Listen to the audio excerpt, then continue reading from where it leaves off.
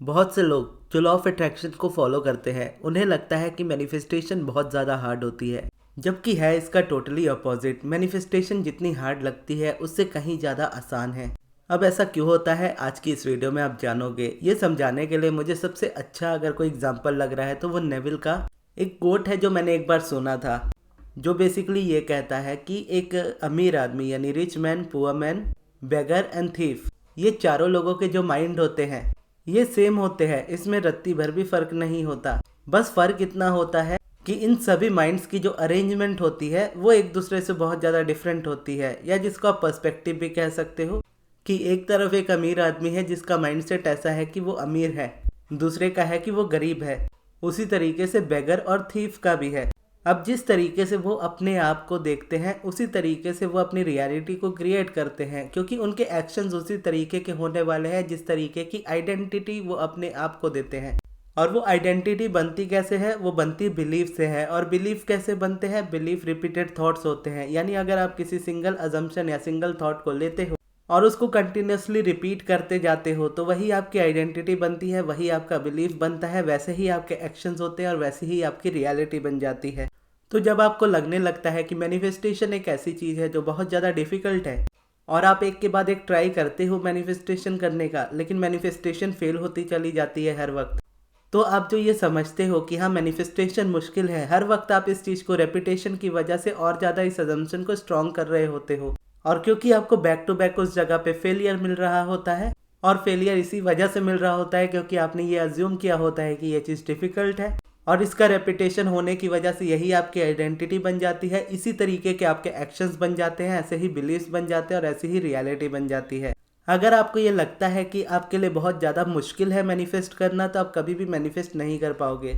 Reason इसका ये नहीं है कि आप उसके हकदार नहीं हो। रीज़न इसका ये है कि जब कोई चीज़ आपको डिफ़िकल्ट लगती है तो आप कुछ दिन तक उसको करोगे, लॉन्ग टर्म तक आप उसको कर ही नहीं पाओगे। अब इस जगह पर समझना यह है कि मैनिफेस्टेशन हार्ड नहीं है। मैनिफेस्टेशन हार्ड अगर आपको लगती है तो ये जस्ट आपका थॉट है, या आपका बिलीफ है, या आपका अजम्पशन है, जिसको हम अब्राहम के लैंग्वेज में कह देते हैं रेजिस्टेंस है। अब इसको चेंज करना है। अब इसको चेंज करने के लिए आप जो भी एफर्ट लोगे, चाहे वो एफर्मेशन है, चाहे वो मेडिटेशन है, चाहे वो ग्रेटिट्यूड है, या कोई भी प्रोसेस है, तो जैसे ये बिलीफ आज आपका स्ट्रॉन्ग बना है कि मैनिफेस्टेशन हार्ड है, उसी तरीके से एक न्यू अजम्पशन या थॉट आप जब स्टार्ट करते हो तो उसको उतना रेपिटेशन देना होता है, और ये अनवांटेड वाला रेपिटेशन अपनी लाइफ में से कम करना होता है, जो कि आपको करने की ज़रूरत नहीं होती है। आप एक न्यू रेपिटेशन की तरफ बढ़ो, उसी को कंटिन्यू करते रहो, पुराना वैसे ही कम होता चला जाता है। तो जब आप ये समझते हो कि हाँ मैनिफेस्टेशन आसान है, क्योंकि मेरे लिए हो सकता है इस वक्त मेरे लिए ना हो, लेकिन दुनिया में ऐसे बहुत से लोग हैं जिनके लिए मैनिफेस्टेशन बहुत ज़्यादा आसान है, तो ये कैसे? मुझे भी इसी तरीके की लाइफ चाहिए। यहाँ से ये स्टार्टिंग होती है। उसके बाद बेसिकली आपके क्वेश्चंस होते हैं। तो जब आपकी लाइफ में परेशानियाँ चल रही होती है ना, आपके क्वेश्चंस इस तरीके के होते हैं कि मेरे साथ ही हमेशा ऐसा क्यों होता है, हमेशा मेरे साथ ही बुरा क्यों होता है, मेरा ही रिलेशनशिप हमेशा क्यों बिगड़ जाता है, मुझे ही हमेशा एफर्ट क्यों लेना पड़ता है, मैं क्यों हमेशा फेल हो जाता हूँ। और अब्राहम के according whenever you ask it is always given, यानी जब भी आप मांगते हो यूनिवर्स आपको दे देता है। तो जब आप ये आस्किंग कर रहे होते हो, ये क्वेश्चन पूछ रहे होते हो कि मेरी लाइफ में हमेशा बुरा क्यों होता है, मेरी मैनिफेस्टेशन इतना टाइम क्यों लेती है, तो यूनिवर्स इसके आंसर में उसकी रियलिटी आपको शो करता है, और आपका फोकस जिस जगह पे जाता है उसी चीज़ को आप बार बार रिपीट करते हो, उसी को मैनिफेस्ट करते हो। और इस जगह पर जब आपका ध्यान जाता है, यानी जब आप ये क्वेश्चन करते हो कि मेरे साथ ऐसा क्यों होता है, और जब यूनिवर्स बताता है उस चीज़ को, तो आपका ध्यान उस चीज़ पे और जाता है, आप और बुरा फील करने लगते हो और आप नेगेटिव और ज़्यादा होने लगते हो। इस जगह पे क्या है, आप वापस से उसी चीज़ को मैनिफेस्ट करने लगते हो जो आपको नहीं चाहिए होती है। और इसी को देखोगे ना तो एफर्मेशंस कहते हैं। जैसे एफर्मेशंस में हम एफर्म करते हैं, एफर्मेशंस में हम क्वेश्चंस पूछते हैं। तो जैसे इस जगह पे हम नेगेटिव क्वेश्चन पूछ रहे थे कि मेरे साथ ही क्यों बुरा होता है, मेरे साथ ही हमेशा ऐसा क्यों होता है, तो ये क्वेश्चंस आपको पहले चेंज करने होते हैं इस जगह पे। और क्वेश्चन चेंज करने के लिए अगर कोई सबसे सिंपल प्रोसेस आप यूज़ कर सकते हो तो वो प्रोसेस होता है पिवटिंग का। पिवटिंग में बेसिकली सिंपल क्वेश्चन ये होता है कि what do I want it and why do I want it, यानी मुझे क्या चाहिए और मुझे वो क्यों चाहिए। तो यहाँ पर मुझे जॉब चाहिए, तो मुझे जॉब इसीलिए चाहिए क्योंकि मुझे जॉब की फीलिंग जो होती है वो एक सिक्योरिटी की फीलिंग देती है। मुझे अच्छा लगता है कि मैं कहीं जाकर के जॉब करूँ, अपने टाइम को अच्छा से स्पेंड करूँ, मेरी एक अच्छी इनकम हो, मैं अपनी लाइफ को एक बेटर तरीके से जी पाऊँ, अपनी लाइफ को अपने तरीके से जी पाऊँ। ये हो गया सैलरी या जॉब के लिए। अब उसी तरीके से रिलेशनशिप है कि मुझे मेरी लाइफ में मेरा पार्टनर चाहिए या मेरी पार्टनर चाहिए, या सिंपली मुझे रिलेशनशिप चाहिए मेरी लाइफ में, क्योंकि रिलेशनशिप होना एक अच्छी बात है, मुझे रिलेशनशिप में रहना पसंद है। रिलेशनशिप एक अच्छी चीज़ है, रिलेशनशिप मुझे हैप्पी फील कराता है। रिलेशनशिप में रहने से कोई आपके अराउंड होता है जिनसे आप अपनी बातें शेयर कर पाते हो। तो यहाँ पर अगर आप देखोगे तो आप नेगेटिव स्टोरीज को रिपीट करना बंद कर देते हो। जब आप ये क्वेश्चन पूछते हो कि मुझे क्या चाहिए और मुझे क्यों चाहिए, तब आप एक न्यू डायरेक्शन में मूव कर रहे होते हो। और अब्राहम इस चीज़ को कहती है, पुरानी चीज़ों का ड्रम बीट करना छोड़ दो, यानी जिसको हम एक तरीके से अपनी लैंग्वेज में बोले तो हम राग अलापना कहते हैं उसे, या फिर ढिंढोरा पीटना भी कहते हैं, कि पुरानी बातों का ढिंढोरा पीटना बंद करो। जब तक आप ये बंद नहीं करोगे तब तक आप न्यू रियलिटी में एंटर नहीं कर सकते।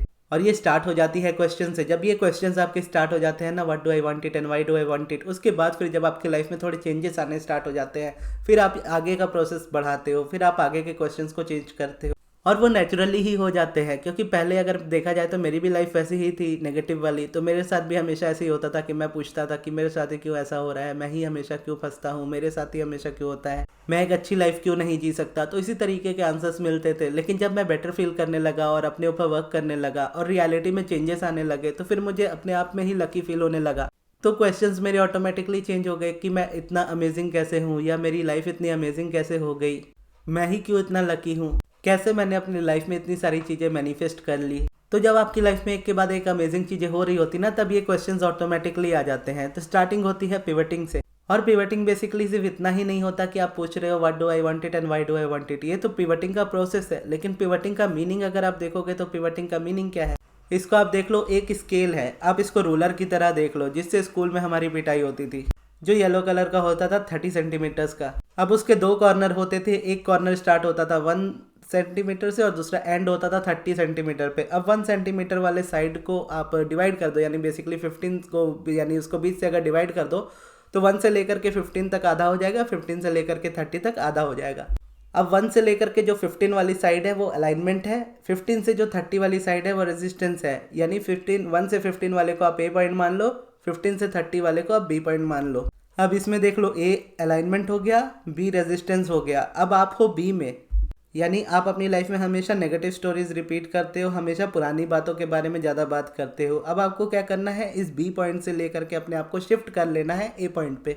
अब जब आप ए पॉइंट में शिफ्ट हो जाओगे, बी पॉइंट वाली सारी बातें खत्म हो जाएंगी, और जब आप ए पॉइंट में रहोगे और ए पॉइंट की ही बातें करोगे तो ए पॉइंट वाली चीज़ें ही आपकी लाइफ में मैनिफेस्ट होंगी। ये इतना ही सिंपल है पिवटिंग। अब इस बी से ए में जाना या ए से बी में वापस चले जाना ही पिवटिंग है।